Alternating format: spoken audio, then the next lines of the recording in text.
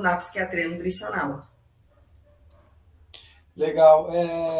Explica um pouco para o pessoal o que são neurotransmissores, o doutor. O serotonina, que é muito falado aí. Explica para o Sim. pessoal para a gente conseguir chegar lá na frente no ponto de como os nutrientes ajudam a criar esses neurotransmissores, por favor. Para entender, eu vou tentar explicar de uma forma bem simples para que as pessoas entendam. O que são os neurotransmissores? Eles são, na verdade, mensageiros químicos. E o que eles fazem? Eles transportam, eles estimulam, eles equilibram os sinais entre os neurônios, ou seja, entre um neurônio e outro, ou entre células nervosas, não necessariamente só entre neurônios, e também entre neurônios e outras células do corpo. Por exemplo, uma transmissão, uma neuromuscular, que é entre uma célula do sistema nervoso e uma célula muscular. Então, é importante saber que esses neurotransmissores, eles podem também, esses mensageiros químicos, estar não só lá nos neurônios, mas também nas ligações entre neurônios, nas conexões entre neurônios e outras células. E esses mensageiros, né, eles mandam a mensagem. Qual as mensagens? Eu vou tentar dizer de cada um deles uma palavra específica para facilitar o entendimento.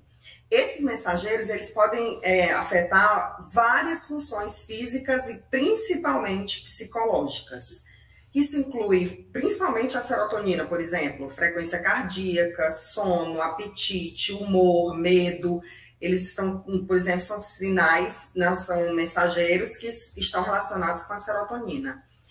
E se eu fosse nomear cada um dos neurotransmissores, essa parte é bem didática para entender, o que eu daria a cada um deles? A serotonina eu daria o nome de bem-estar. É aquele neurotransmissor que nos dá a sensação de prazer, de prazer não, mas de felicidade, de bem-estar, aquela sensação de estar de bem com a vida. A dopamina, ela vem com a questão do prazer. Então, ela é realmente o neurotransmissor que eu daria o nome de prazer. Já a noradrenalina, eu daria o nome de alegria. É aquele neurotransmissor que nos deixa alegre, feliz, né, animado. Esse é a noradrenalina.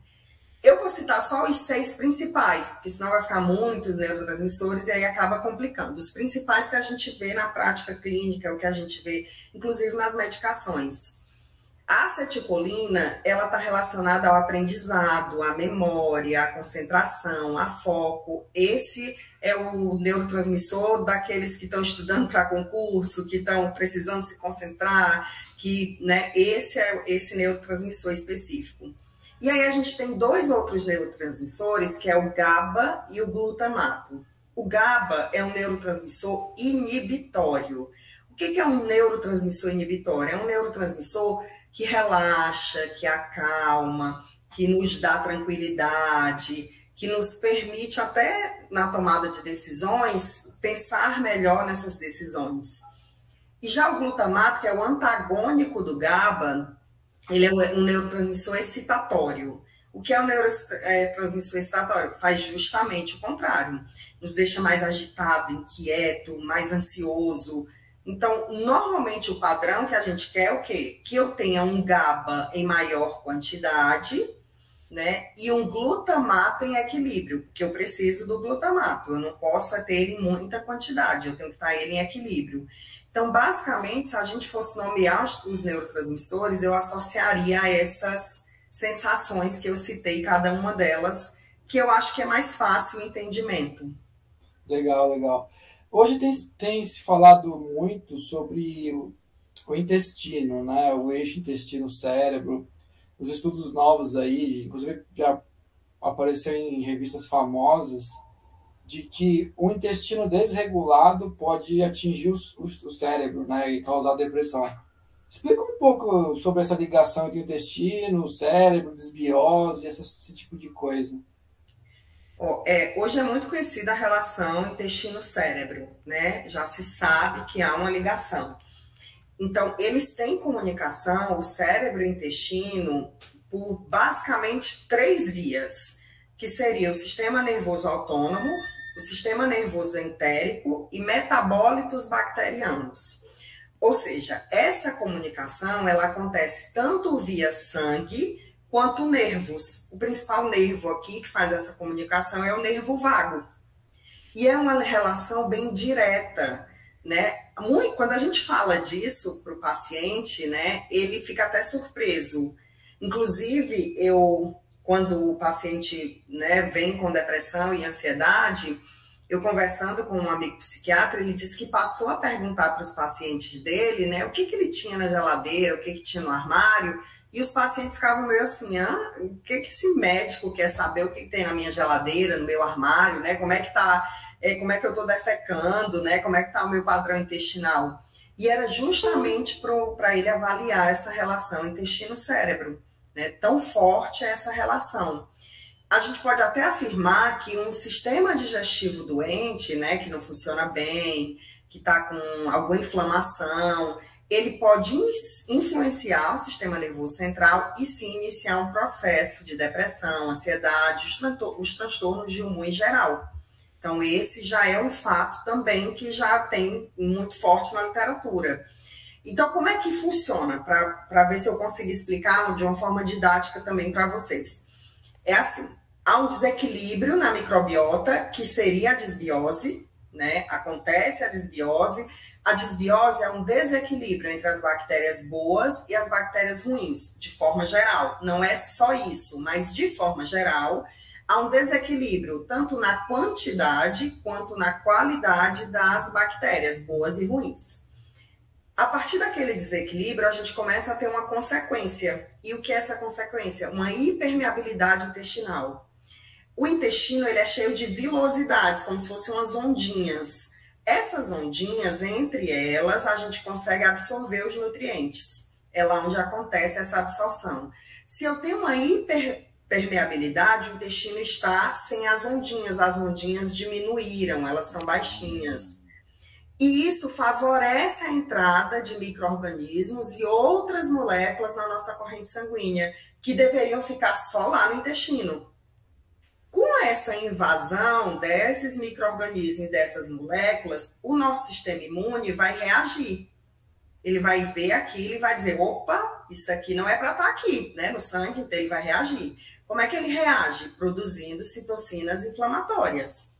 Então, o nosso cérebro começa a receber essas citocinas que estão no sangue, e lembra que tem uma comunicação, sangue, né, para o cérebro. Então, começa a receber essas citocinas que vão ativar também o sistema imune do cérebro, que é a micróglia. Então, o sistema imune geral ativa o sistema imune do cérebro. Isso aumenta algumas ações enzimáticas, né? Que uma delas, inclusive, é a IDO, por que eu vou falar nela? Porque como você falou de serotonina, essa enzima específica, ela impede que o triptofano, que vem da dieta, seja convertido em serotonina. Então, viu como é que começa lá na disbiose, aí a gente termina o quê? Não produzindo serotonina adequada. Não produzindo serotonina adequada, eu vou ter o quê? Menos sensação de bem-estar, maior sensação de tristeza, mais ansiedade, maior chance de depressão e um aumentado risco de transtornos psiquiátricos. Eu acho que deu para entender direitinho como é que é todo o processo. É assim que o intestino e o cérebro se conectam e é assim que um acaba influenciando no outro. Perfeito, nossa explicação foi perfeita. Eu nunca tinha visto uma explicação tão curta e tão perfeita assim. Já ouvi várias vezes sobre permeabilidade, sobre desbiose. Assim, mas uma dica para o pessoal que está assistindo aí agora. Probiótico ajuda para regular o intestino? Qual é a dica básica ali? Lógico que ajuda. No caso, mas a dica básica que você dá para dar uma regulada ali no intestino. A dica básica que eu dou é: não adianta probiótico se eu não preparei o meu intestino. Primeiro, essa a dica que eu dou. Não adianta eu estou comendo tudo errado, fazendo tudo errado, e de repente eu vou lá tomar o probiótico achando que é a salvação da pátria. Não é assim. Primeira coisa que você tem que fazer é uma modulação intestinal. Aí, como é que pode fazer, Ana Paula?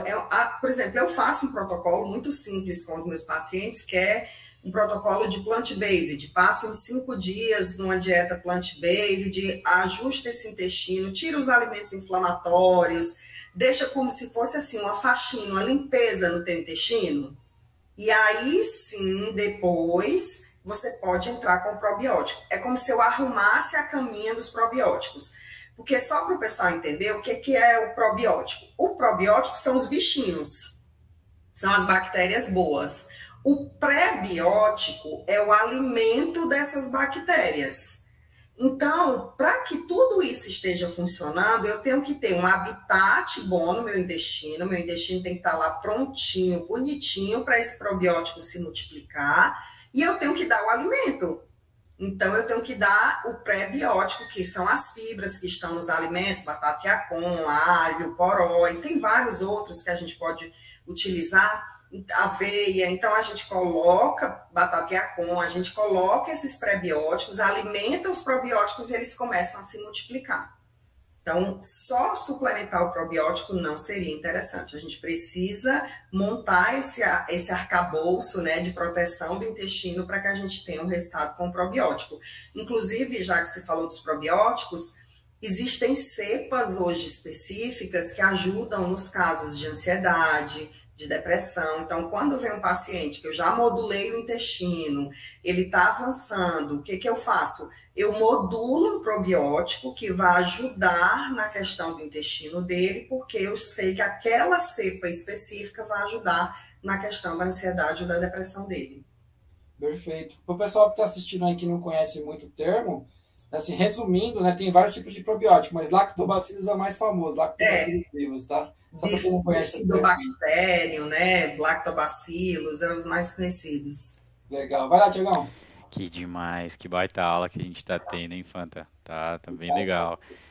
Para você que está acompanhando a gente, a caixinha de perguntas está aberta, pode usar o chat do YouTube, a gente está de olho, manda suas perguntas, a gente vai tentar encaixar elas aqui no programa, compartilha aí, porque o assunto é muito importante, todo mundo precisa ficar sabendo dessa forma de se cuidar, né? Que é uma excelente forma, o mais natural possível para poder tomar cuidado do corpo, evitar esse tipo de problema. E ó, olha só que coisa doida, né? O que você come reflete diretamente na forma como você lida com os problemas, com as situações, como você se estressa ou fica mais tranquilo. Então, é realmente bem interessante. E dando continuidade então nas perguntas, quais são os principais nutrientes